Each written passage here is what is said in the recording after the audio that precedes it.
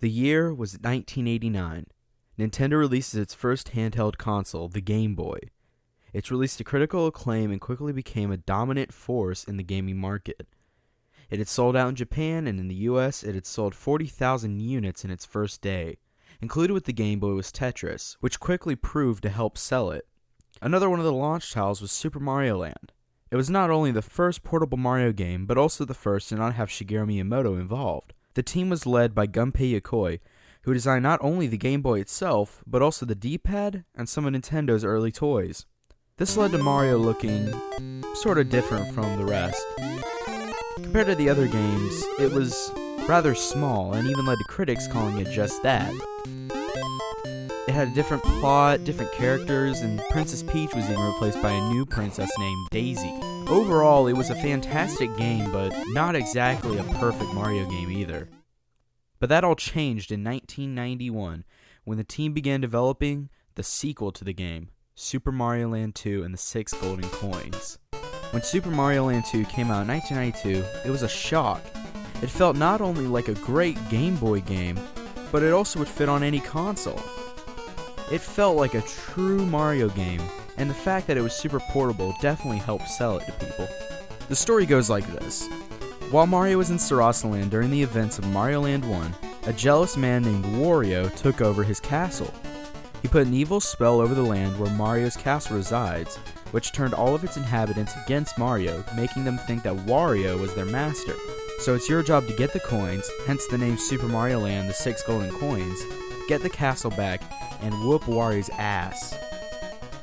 There's 6 zones where Mario has to get these coins. There's Tree Zone, Space Zone, Pumpkin Zone, Mario Zone, Turtle Zone, Earth, Wind, and Fire Zone. Okay, I made that last one up. But still, they really didn't get caught lacking on these names. Each zone has its own boss, which you beat in order to get a golden coin. You collect all 6 of these, and you can head into the castle. This has got to be my favorite Mario game, period.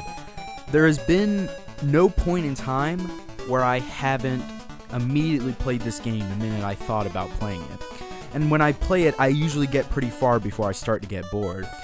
I've had this game ever since I was a little kid, and you can see my copy here. It has the labels over the years has worn off a good bit. It was given to me by my uncle when I was about, say, 4 or 5. And I've just had this game my whole life. I'm serious. I had this game on when I had a Game Boy Advance SP. I remember I got super mad at the Nintendo DS because I couldn't use Super Mario Land 2 in it because it only took Game Boy Advance games. I loved this game, and I still love it to this day. Now, this doesn't mean the game's perfect. There's definitely some problems. For one, Turtle Zone has got to be one of the most annoying stages in gaming history. Now, I know water stages are usually pretty tough, but this one just ups the ante. And then, in Macro Zone, there's these ants. These fucking ants. You go up to them and you think, oh yeah, I can jump on them. This will be fine. I'm gonna just jump on it. And then boom, spikes come out. And I mean, this game tricks you constantly doing this shit. Like, you'll have a bunch of enemies and you think, oh wow, look, this one has spikes on it, but I can just jump on it. Okay, that's cool. This game must not do that. But then there's another one in the same zone that does just that. It has spikes and you can't jump on it. This game tricks you so many different ways. And there's an upside to it, though. They give you so many lives. Like, so the coins, okay, the coins do not give you extra lives when you get 1,000 of them, I do believe. You go to this hill, and you get the extra lives there. And I'm not kidding, you can beat the whole game without doing this. Because this game just gives out lives like it's candy, it doesn't care. Like, I kid you not, in my playthrough of this game, I actually got to the point where I had 42 lives. And I didn't even break that 40 number by the end of the game. They give them out that quickly to you.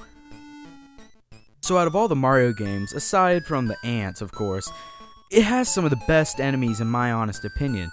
You have vampires, frogs, beetles, ants, little karate cyclops dudes, witches with 1-ups on their heads, and sharks. Okay, the sharks do not go on that list. Don't even get me started on the sharks. Okay, so look. Right before you get clear at them, they charge at you.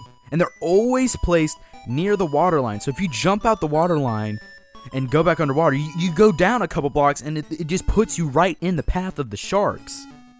Okay, so look, now this is a cool enemy. This is in Pumpkin Zone. And it's these little guys that are little hockey masks with knives in their heads. And now, okay, so look at this. What is your first impression when seeing this? It's Jason Voorhees, right? Like from Friday the 13th. And if you were in Japan and Germany, you'd be right.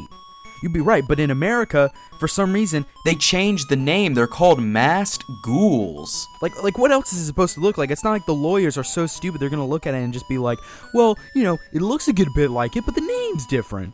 It can't apply to our thing. The name's different. Look at that. So after you get the 6 coins, it's time for you to go and whoop Wario's ass.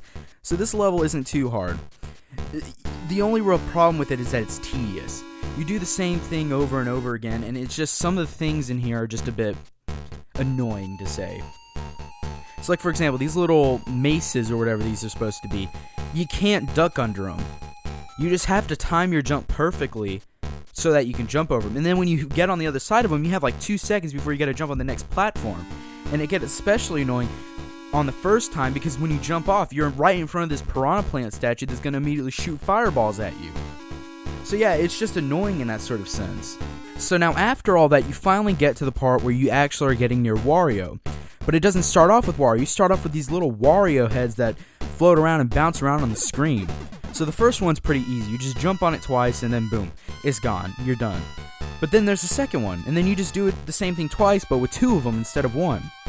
So you think, okay, now we can get a Wario. But no, there's another wave, and you think, okay, well, dang, this is about to be hard. There must be 3 of these. But no, it's just 2 again. It's just the loop of the last one you just did. Like, I kid you not, when I first played this game, I genuinely thought there was a problem with it, and it was just looping over again. Alright, so Wario's kind of easy, kind of tough in some ways. All you really have to do is jump on him 3 times. But remember, each time you jump on him, this little ball is going to fall from the ceiling, so you always got to remember to avoid that. So then there's a second wave. It gives you these bunny ears to use for it, because when you go in the next room, Wario has bunny ears. So if you don't get those bunny ears, you're fucked, okay? So get the bunny ears, go into the next room, and then do it again. It's fairly simple. It's just the same thing, but this time Wario floats too. So now there's the third stage, and this is where I gotta preface this third stage perfectly. They trick you. And this is another thing that sort of annoys me about Mario Land 2. You pick up if you have, say you have the fire flower and you pick up a mushroom, guess what? You don't just keep the fire flower, you go back to having just regular Mario. So this little mushroom here that they put right before the third wave is a trick. It's a trick. It's another trick in the game. So just skip it. Because the next one, all it is just Wario, but he has fireballs.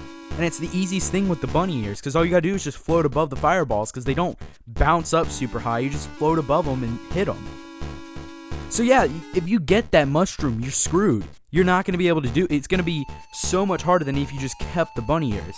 But anyways, it's still not the hardest thing in the world. So when you get it done, Wario shrinks down, sort of whines a little bit, and he goes away. And that's the end. It's a pretty short game, I know, but it's fun. It's fun all throughout the whole game, and for the idea that in 1992, on a little LCD that only had 4 shades of puke green, the idea that you were able to play this good of a Mario game is shocking to me. And I mean, to be fair, nowadays you'd really have a good time if you did it with like better stuff, you know? Like a modded Game Boy or something like a Super Game Boy or a Game Boy Advance. Or even a Game Boy Color would be a better way to do this. But still, it's all overall, no matter how you play it, it's a fun game.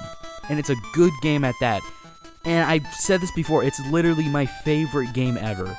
I play this game, I've beaten this game so many times over, and I've never gotten bored of it. I've never felt like I was playing the same thing again. It's just that good of a game.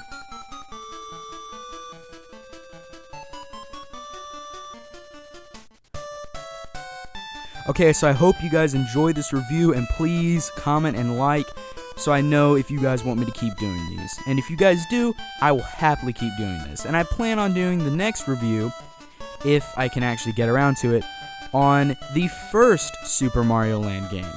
So, stay tuned for that. Thank you guys.